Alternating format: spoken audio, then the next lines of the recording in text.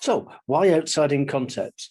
Well, this whole world of outside-in, as we talked about in the book Outside In, fully updated for 2021, is all about using techniques which go way beyond those old industrial age approaches. So grouping them together, you can sort of think of them as a very sort of powerful toolkit for being able to advance and transform our organizations. So that individually, they're all very powerful. Collectively, they're really incredible. And potentially, they are extraordinary in terms of the results that they provide. And I'm going to talk about something in terms of results as the triple crown, that simultaneous ability to actually grow revenues, reduce costs, and improve service.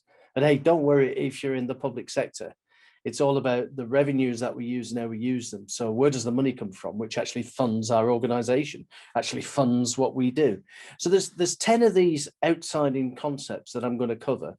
The first, the most basic one, if you like, baselining it, the foundational one, is this idea of the moment of truth. But as you can see, there's a whole bunch of others. Each is a build on the previous one. So once you've got the one concept, yep, you can roll on and get the others.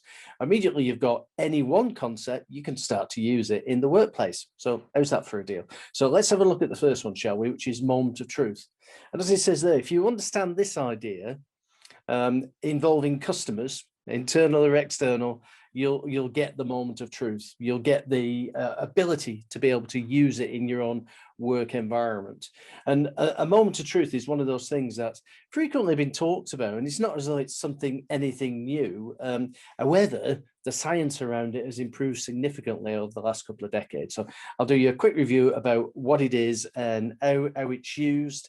And then we'll talk about the next concepts which take moments of truth and push them to the next level. How does that sound? Sound good? Great.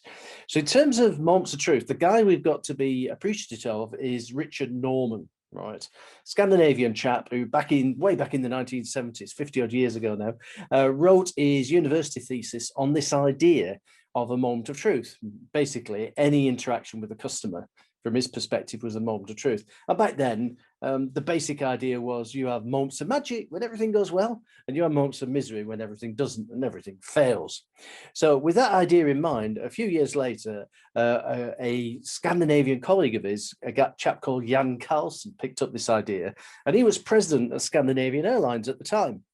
And he identified all the moments of magic, yay, we want to make those better, and all the moments of misery, yeah, we want to get rid of those. And in tasking his people to begin to remove those moments of misery, Scandinavian became one of the best performing airlines, not only in Europe, but across the world during that period of time. Latterly, Jan Carlson left Scandinavian Airlines, wrote the book called Moments of Truth. And so many people think the moments of truth concept came from Jan Carlson. No, it didn't. He was really the first to articulate it in a practical context and implement it in such a way that he helped his organization transform.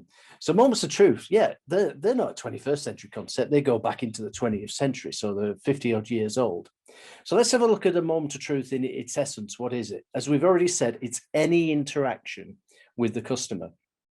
And when I'm talking about any interaction, that's the total experience, not just within our organization. As we all know, customers have experiences, and they always have.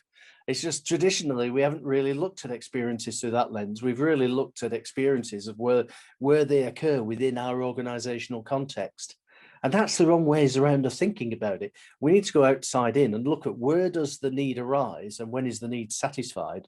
That's the total customer experience. And with that in mind, there's moments of truth that may well be outside of your control and outside of your remit at the moment, involving other people, but nevertheless, they are part of the customer experience. Now, here's a really big learning point of the last few years. They're the fundamental cause of all work. Yep, all work stems from a moment of truth. Oh, and I love that one where you're talking to the guys in marketing. They go, oh, no, we don't experience moments of truth. We do campaigns and things like that. And you go, no, it's not about experiencing moments of truth. It's about everything that you do should contribute and link back to the delivery of moments of truth. Otherwise, why are we doing it?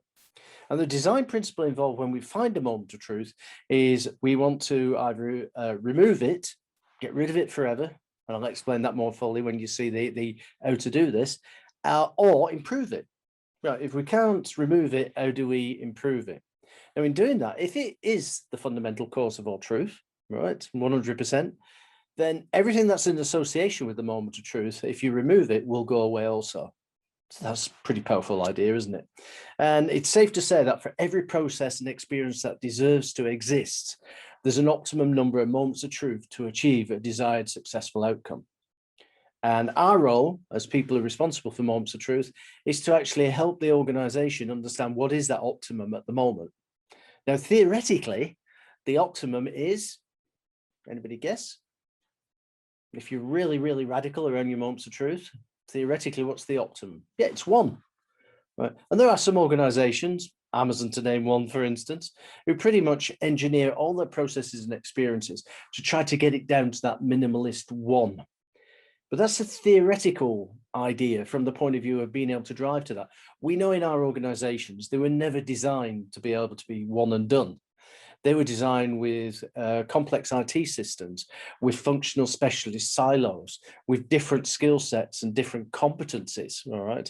So accordingly, when you're thinking about moments of truth, there may be an optimum for where we are now, but in 6 months, 12 months, 18 months time, that optimum may change.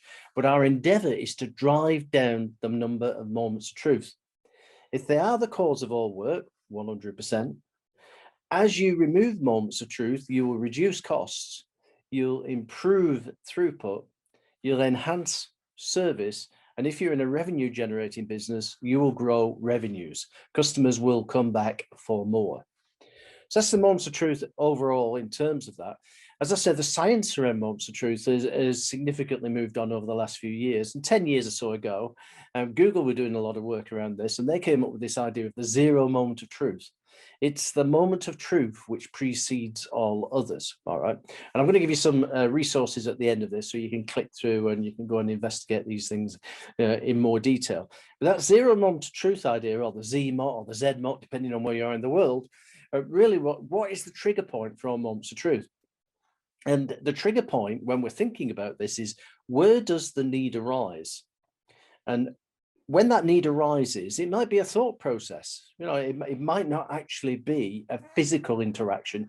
It could be a thought process, but it's a moment of truth nevertheless, because it's an interaction potentially with the products or services that you provide. Therefore, so think about going, you know, I need to go on a flight. Okay, so where does the need arise? Well, I need to go on a flight. Right, that's the first moment of truth, right? And it isn't over until I'm back at home again with a glass of wine or something similar. So the 0 moment of truth was an endeavor to try to find that moment of truth that precedes all the others. Another concept a few years later after that was micro moments of truth, where we can actually dig down into moments of truth. And it's all about articulating customer needs, even when they may not necessarily know them themselves, right? And naturally, customers will gravitate towards brands that really are able to deliver on those needs.